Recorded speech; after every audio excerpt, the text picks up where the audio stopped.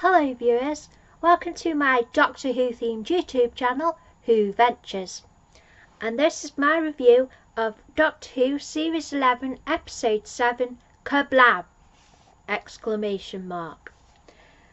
And the writer was Pete McTighe. So we start off with the sparkly vortex, which is beautiful, and there's something chasing the TARDIS team in the TARDIS, and then the Doctor realises it's teleport pulse and it's a delivery from the Kerblam man, and he's a space postman, and she ordered a fez, and she says, I don't remember ordering anything, and 11 ordered the fez because he said, I can buy a fez. Ryan automatically grabs a bubble wrap, and I thought that was really cute. Then they found a note saying help me and it's all punched in like a computer. And Graham's keen to investigate, so they arrive at the warehouse on Kanduka's moon, and I've wrote Ryan's warehouse abilities are useful for this. And then so the Doctor gets the psychic paper out to get the job, and there's a mural, and I thought it looked like Prince Harry. And so Lee Mack is in this episode. I thought he was quite good in this episode. There wasn't enough of him in this episode though. And he is called Daniel, and he's bantering with the robots.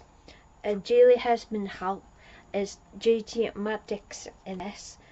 And so and the human workers are known as organic workers. So this warehouse is 90% completely automated with 10% human workers. But then there's Power Dream, and Yaz is asking about staff morale, and these group loops monitor productivity. And Ryan says, Ryan says, from People's Republic of South Yorkshire, and the workers scan and pack the products, and any person climbing on the conveyor is immediate termination. So I think that bit was a red herring, because we thought if they climb on the conveyor belt, these get done in, sacked or something. And then so they get these thing clamps on the legs, and it says what jobs they should be doing, and Graham gets assigned to do packing, and the Doctor gets assigned to do cleaning, but she swaps with Graham, and she was assigned to do cleaning because it was the workers, the system, who would have put her in exactly the right place to investigate this other cleaner guy who was the culprit for everything, and that's why it assigned her as cleaner, because she'd go straight, she'd figure out this cleaner guy. Well, that's what the system hoped, but she swapped with Graham so she could do the packing, because that's where the message came from. So Graham is going off to be a cleaner, and I apparently wrote, he might clean up dead bodies. I don't know why I wrote that bit. But Ryan is explaining his dyspraxia, and then Kira is, there's Kandukan labour laws, real people need real jobs, 10% must be human workers. And Kira apparently has only ever had one present, and she's got no parents, and the Doctors say nice things to her. Yaz is with Daniel investigating, and there's constant random monitoring, and Daniel got on the poster, so I thought that was cute, and he got extra credit. So in the there's an Arcadian pendant that says Dad on it, and it's from his daughter, and he only sees it twice a year because last time they're like working full time at this warehouse. And then the technology does most of the human jobs, since like the technology nicked the jobs. And there's triple nines, and that's sort of the dangerous area in the warehouse if you have to go down to the triple nines. So Daniel's going down and protecting Yaz. And then there's another power drain, and the robots go off and on again. Then this nasty boss guy turns up called Mr. Slade. He's called Jarvis Slade, and the doctor's standing up for Kira. And no, anyone who needs help. People have gone recently and not got home. So Daniel bumps into this robot. And at this point, I thought it was a Cyberman type story, and the humans were trapped inside the robots. So this robot grabs him, and Daniel screams, and then his pendant and scanners left on the floor. And I thought it was a bit disappointing that we didn't get to spend that much time with Daniel. I thought he was off too soon.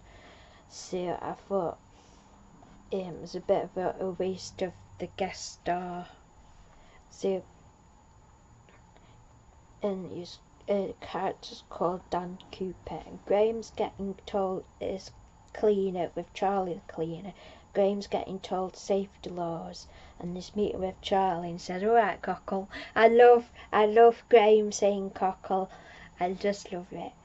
And he's chatting with Charlie, and the system checks up on them often.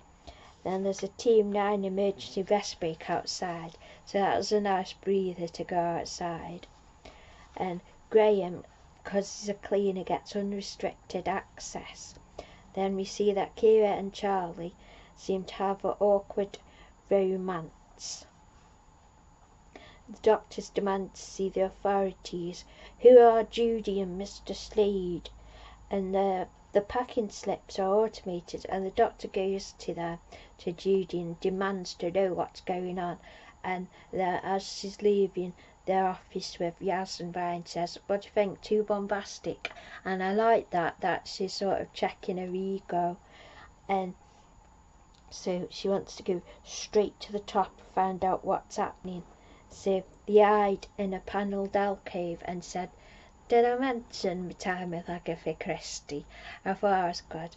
And then Graham's talking to Charlie about Kira, and Charlie's infatuated, and Graham is worming his way into getting the layout of the building.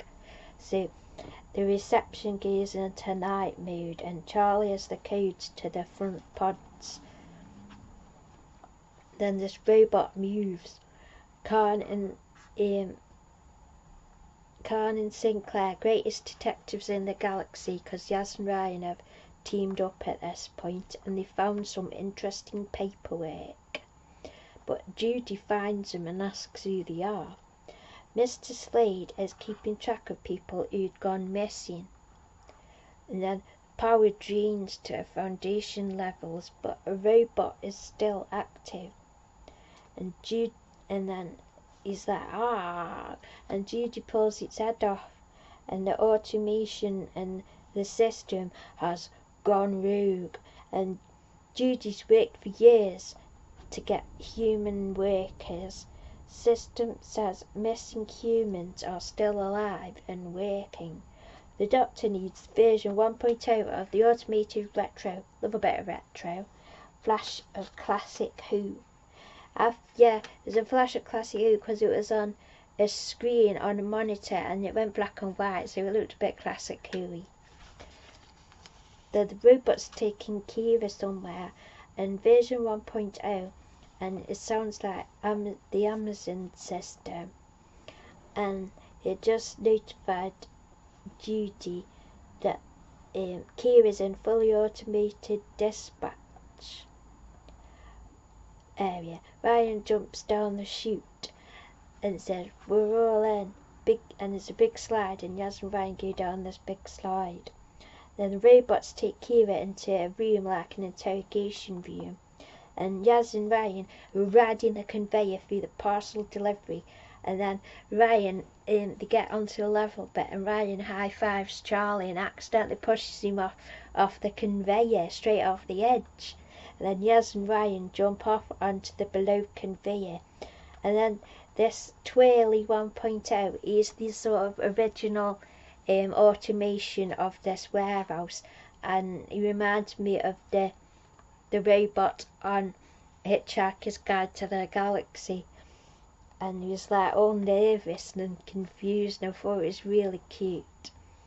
And he's a retrieve and deliver system, and I wrote Sparky, and Kerblam system speaking, saying it needs help required in dispatch, and organic contamination and dispatch foundation level.